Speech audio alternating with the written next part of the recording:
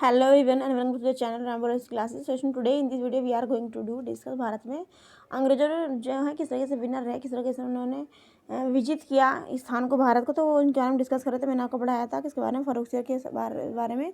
फ़र्रुखसियर ने 1717 में जो है बंगाल में भेजा था किसको, मुर्शिद अली कुली खां को 1717 में। मैंने आपको पढ़ाया था मुर्शिद अली कुली खान जो है इन्होंने अपनी कैपिटल ढाका जो थी उस टाइम पर थी कहाँ की, बंगाल की है ना। तो वहाँ पर से उन्होंने मुर्शिदाबाद में अपनी स्थानांतरित की थी, क्या, अपनी कैपिटल, ठीक है।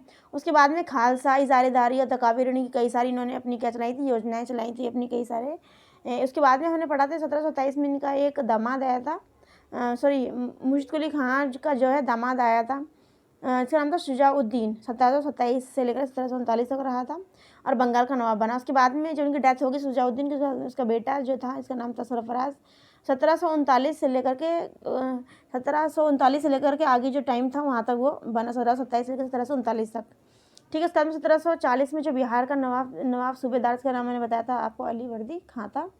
तो ये जो था क्या था, ये बंगाल का नवाब बनना चाहता था लेकिन था बिहार का। अब इसने क्या किया, गिरिया नामक युद्ध पर सरफराज को कहा कि तुम मुझसे युद्ध करो।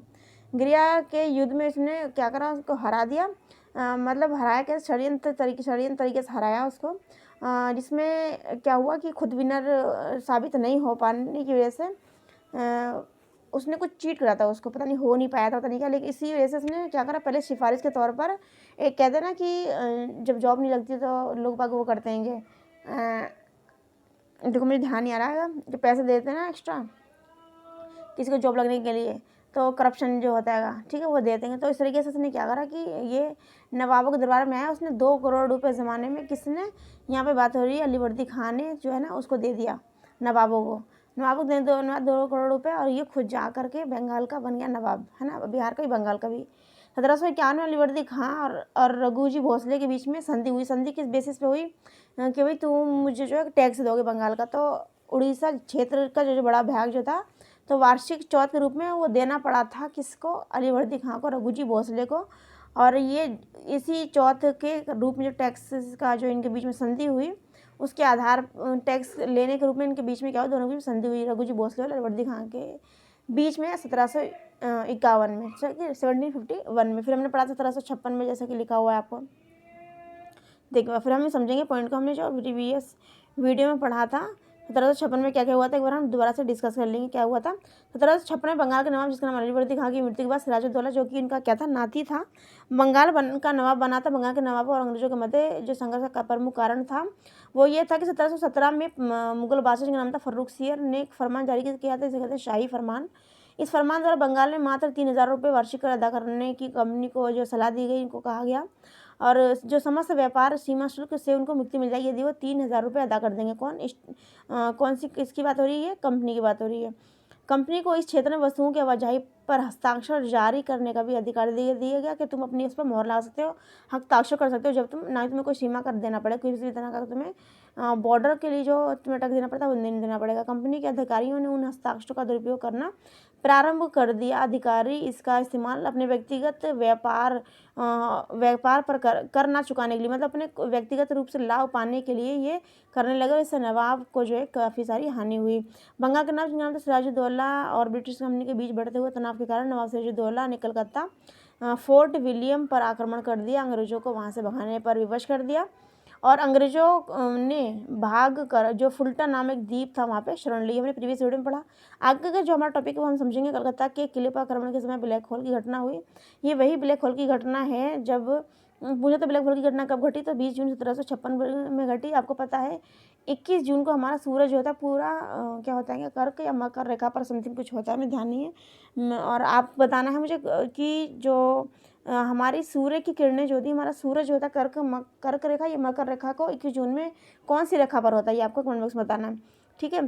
तो 20 जून से बहुत ज़्यादा गर्मी पड़ती है, 20 जून 1756 की बात है, उस ब्लैक होल की घटना का उसमें उल्लेख मिलता है, जिसे हॉलवेल ने प्रस्तुत किया है, जिसके अनुसार नवाब सिराजुद्दौला ने एक छोटी सी काल कोठरी में, कहा जाता है कि ये कितनी पॉइंट थी, आपको बताना कि वो जो कोठरी थी वो कितनी कितनी बाई कितनी थी, ठीक है, वो आपको बताना है।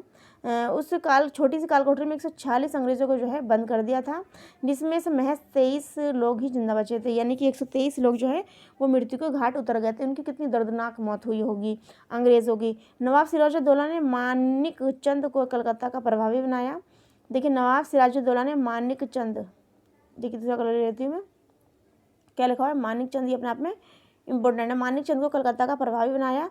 इसका नाम बदलकर अली नगर रखा गया। किसका नाम, किसकी बात हो रही है, कलकत्ता की बात है, ठीक है। इसका नाम बदलकर अली नगर रखा है। लेकिन मानिक चंद ने रिश्वत लेकर किला अंग्रेजों को ही सौंप दिया। लेकिन देखिए, कहते हैं ना कि हम किसी का आंख मूंद कर अगर यदि विश्वास कर लेते हैं तो उसका जो हमें नतीजा और जो रिजल्ट मिलता है वो जो कहते हैं ना कि जो वैसे लोग होते हैं जिनको हम क्या नाम दें, जो एक तरह से कह सकते हैं कि बेवफा टाइप के जो लोग होते हैं, जिनको वफारास नहीं आती है, वो कहीं ना कहीं गद्दारी कर ही देते हैं। तो मानिक चंद्र ने क्या करा, वो उन्होंने गद्दारी करी सिराजुद्दौला से, और उन्होंने क्या करा, अंग्रेजों को वो किला दोबारा से सौंप दिया।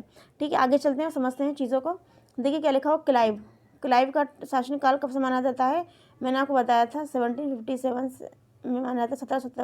1757 में जो है रॉबर्ट क्लाइव आया था। तो रॉबर्ट क्लाइव द्वारा फ्रांसीसी बस्ती, इसका नाम था चंद्रनगर, यानी कि फ्रांसीसियों की बस्ती थी, इसका नाम था चंद्रनगर, पर विजय के बाद बंगाल में अंग्रेजों की स्थिति और मजबूत हो गई। मतलब चंद्रनगर पर इन्होंने अपना राज्य स्थापित कर लिया, तो इनकी स्थिति और भी ज़्यादा मजबूत हो गई। अंत सिराजुद्दौला को अली नगर की संधि 1757 के लिए वश होना पड़ा। अलीनगर की संधि के फलस्वरूप अंग्रेजों को कलकत्ता की किलेबंदी करने, सिक्के ढालने का अधिकार और तथा नवाब द्वारा युद्ध में हुई क्षति का वचन दिया गया। दोनों पक्षों ने भविष्य की शांति बनाए रखने के लिए वादा किया और एक संधि की, जिस संधि का नाम हमने अभी पढ़ा, उस संधि का नाम क्या रखा है, अलीनगर की संधि। ठीक है, आगे क्या रखो, कालांतर में नवाब सिराजुद्दौला की सत्ता पर कमजोर पकड़ और ढुलमुल नीति से प्रोत्साहित होकर अंग्रेजों ने बंगाल की गद्दी पर एक ऐसे नवाब को बैठाने का निश्चय किया जिससे आसानी से नियंत्रित कर अपनी स्वार्थ सिद्धि के लिए प्रयोग किया जा सके। अंग्रेजों के इस षड्यंत्र में दरबार के अन्य व्यक्ति भी शामिल थे, यथा पूर्णिया के नवाब शौकत जंग। देखिए मैं इंपॉर्टेंट लिख बताती चलती हूँ। देखिए क्या लिखा हुआ आएगा कि यथा पूर्णिया के नवाब जिनका नाम था शौकत जंग, सिराजुद्दौला की मौसी जिनका नाम था घसीटी बेगम, मीर जाफ़र को क्या जाता था, अंग्रेज़ों का गीदड़ समथिंग करके, क्योंकि ये जो है ना क्या करा करता था, जो सिराजुद्दौला से बहुत जला करता था। ठीक है, मीर जाफ़र। और आपको बताना कमेंट बॉक्स में ऐसा कौन सा शख्स था जिसने अपनी राजधानी मुंगेर से जो है कहाँ पर, मुर्शिदाबाद जो है उसने ट्रांसफ़र की थी, मुर्शिदाबाद इसने स्थानांतरित की थी। ठीक है, मीर जाफ़र और क्या लिखा, राय दुर्लभ, जगत सेठ, मानिक चंद, खादिम खान, अमी चंद। अंग्रेज़ों और दरबारियों द्वारा रचे गए इन षड्यंत्रों में कासिम बाजार के प्रमुख वाटसन की भूमिका अहम थी। एक बार दोबारा से समझेंगे। देखिए यहाँ पे इस पॉइंट में क्या लिखा हुआ है, कालांतर में नवाब सिराजुद्दौला की सत्ता पर कमजोर पकड़ और ढुलमुल नीति से प्रोत्साहित होकर अंग्रेजों ने बंगाल की गद्दी पर एक ऐसे नवाब को बिठाने का निश्चय किया जिसे आसानी से नियंत्रित कर अपनी स्वार्थ सिद्धि का प्रयोग, मतलब उन्होंने कहा कि भाई हम ऐसा जो है नायक या शासक बिठा लेंगे जिससे उनको फ़ायदा हो, उनका पर्सनली जो हो उनको बेनिफिट हो। क्या लिखा हुआ है, बेनिफिशियल उनका बैठना बंगाल की गद्दी पर एक ऐसे नवाब को बिठाने का निश्चय किया जो आसानी से नियंत्रित कर अपनी स्वार्थ सिद्धि के लिए प्रयोग किया जा सके। मतलब अंग्रेजों ने सोचा ऐसा नवाब को ढालेंगे जो हमारे अकॉर्डिंग चले, हमारी कठपुतली बन के रहे। ठीक है, आगे लिखा, अंग्रेजों की षड्यंत्र में दरबार के अन्य व्यक्ति भी शामिल थे, यानी कि कोई भी व्यक्ति हमारे घर में जब भी षड्यंत्र रचेगा तो वो हमारा घर का कोई ना कोई मेम्बर से मिला होगा। इस तरीके से देश में होता है कि देश में जब भी कोई गद्दारी करता है तो गद्दारी अकेले तो नहीं कर पाएगा, उसमें कोई ना कोई देश का बंदा शामिल होता ही है, जो उसको छोटी से छोटी और बहुत ही ज़्यादा जो वैसी बातें होती हैं, गुप्त बातें जो होती हैं, वो बता देता है, जिसकी वजह से हमारा राज जो है ना, ये घर की ऐसी बातें जो पता नहीं होना चाहिए वो भी पता जाती हैं और वो गद्दारी का सामने वाला कर देता है।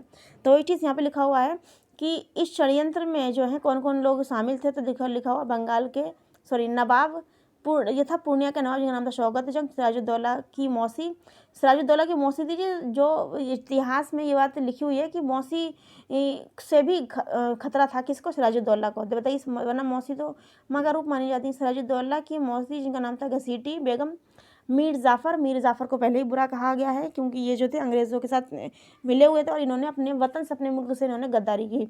राय दुर्लभ और जगत सेठ, मानिक चंद, खादिम खां और अमी चंद्र, ये ऐसे लोग थे जिन्होंने जो है इस षड्यंत्र में जो है अंग्रेज़ों के षड्यंत्र में लोग शामिल थे।